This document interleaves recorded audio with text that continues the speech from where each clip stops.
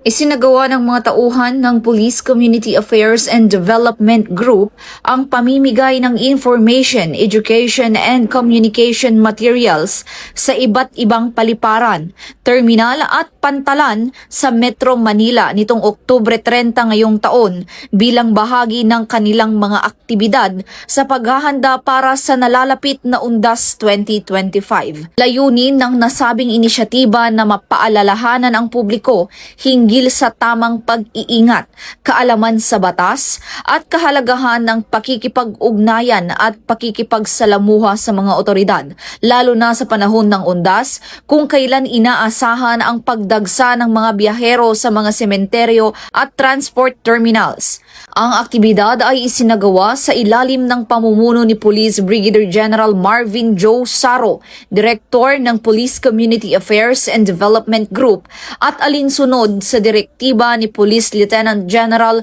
Milencio C. Nartates Jr., Acting Chief PNP. Sa pamamagitan ng nasabing hakbang, tiniyak ng PCG na mas maraming mamamayan ang may sapat na impormasyon upang maging alerto, makiisa sa pagpapanatili ng kaayusan at matiyak ang kaligtasan ng bawat isa sa paggunita ng All Saints Day at All Souls Day.